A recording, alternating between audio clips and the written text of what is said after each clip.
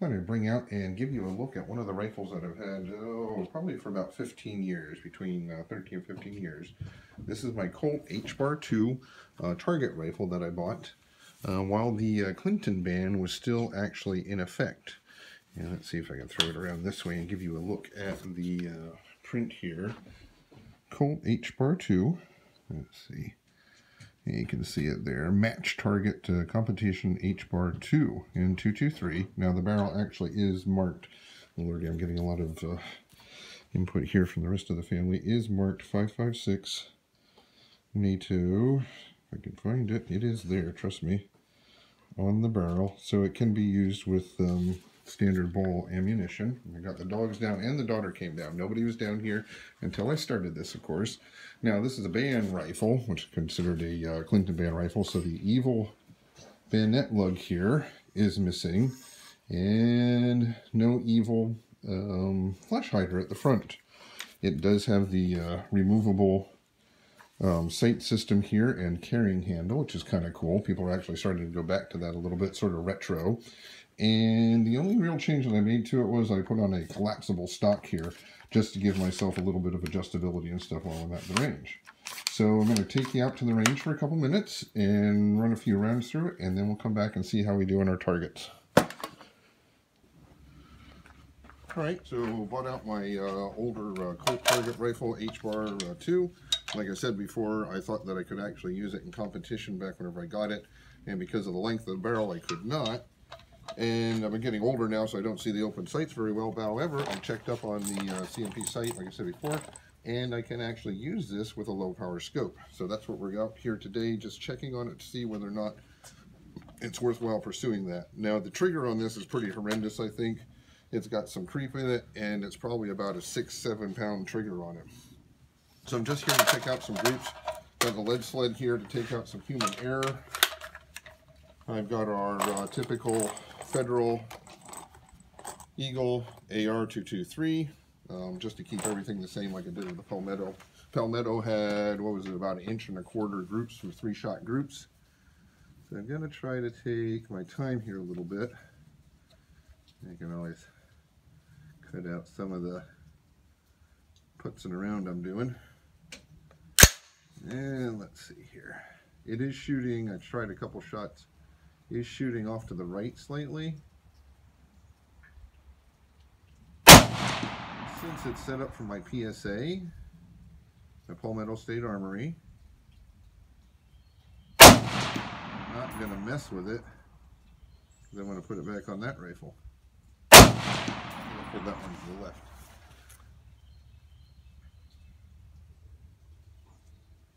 And about 1.5 inch group, not bad. This over here a little bit.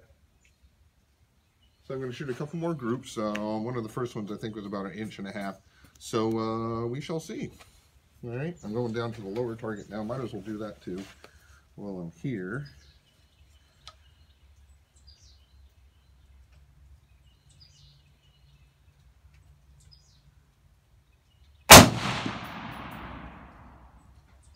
Kind of mashing the just because it's such a heavy trigger. I'll definitely have to do something about that if I'm going to use it in competition.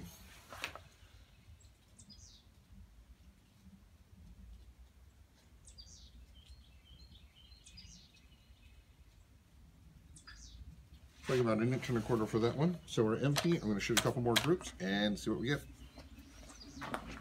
And see how it goes. I like the rifle. I think it'll be a good fit for target shooting if I get a better trigger for it. So it's got the heavy barrel, which means it won't heat up as fast.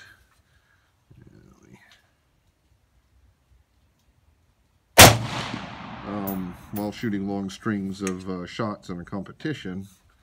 So it has a better possibility, hopefully, than my Palmetto with the M4 barrel. And I got some things loose here in the lead sled. Let's see what we got. So we'll see. And I always wanted to do CMP. Never seem to have the time or the money for it. Maybe now this summer I'll do just a few matches just to see how it goes. Trigger is very heavy. We did on that one. And that one opened up a little bit. Now let's see here. I'm going to try for another target here quick. What am I doing, Sarah? He's lying. He's not lying. So anyways, Sarah had to point out the point that no, we're not actually going out to the range right now, but I did tape it earlier, last week actually, and I will be editing that in. And as you can see, the Emma, the golden retriever, is still in the same spot she was a few seconds ago. So anyways, took the rifle out to the range. Now let's throw it into the configuration that I had in the range. So I'll get rid of my Colt marked magazine from back then. Oh yeah, I couldn't buy one of those back in the Clinton Band era either. And I have my brand new Magpul, which I like, with the window in it for seeing how many rounds. And I used my Leopold 2-7 by 33, I think, with my NC Star mount here just to do the accuracy testing. So we just talked a little bit about that there. Let's go over the targets that I got then from this. The trigger on this rifle is absolutely horrendous, okay? So if I'm going to use it in competition... Oh, I didn't explain that to you. Whenever I bought this rifle, I actually wanted to use it in competition. And I figured, well, I'll get a carbine length barrel, and I'll be able to use it in competition. I don't know, I'm not going to probably win matches, but I'd have fun at it. Well, it turns out at the time, I couldn't use it because it had a 16-inch barrel as opposed to a 20-inch barrel. So I spent many years, and now that I'm getting older, can't see the sights very well, I found out that CMP actually has changed their rules where you can use a lower power scope, not this one, you can use a, I think it's up to like a 4 power or 4.5 power, 1 to 4.5, and there's no more restrictions on the length of the barrel. So I should be able to use it now for competition if I wanted to. On the range, we had talked a little bit about the trigger. Absolutely horrendous. The Colt match trigger that came with the rifle. A lot of creep to it, a lot of stacking to it, horrible let off, really heavy. It's probably like a 9-pound trigger on it. So definitely got to replace that if I'm going to go and actually use it in competition.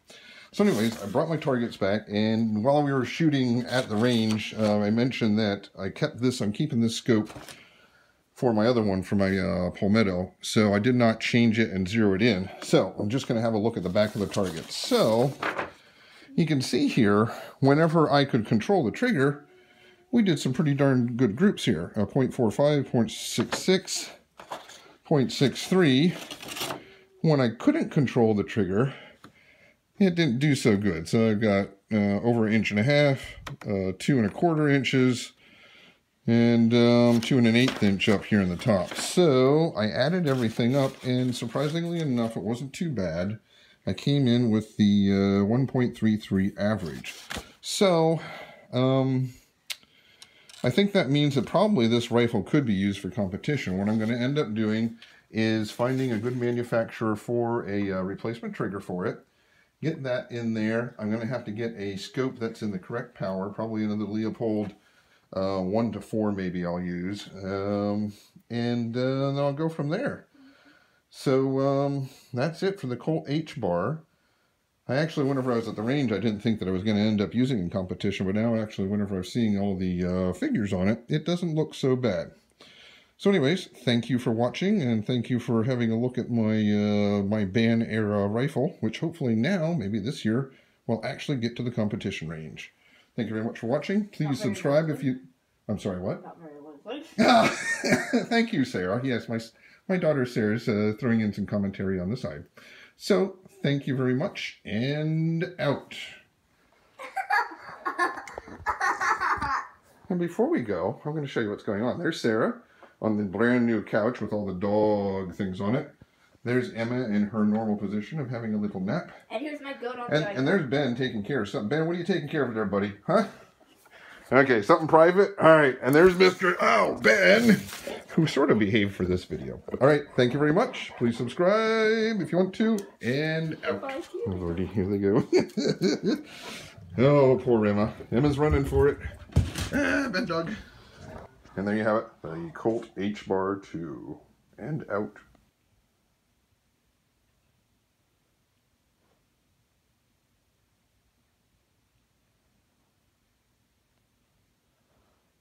Here's Benny, after a long evening of editing his video.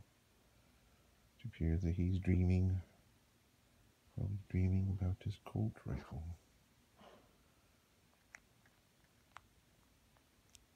Good night, Benny.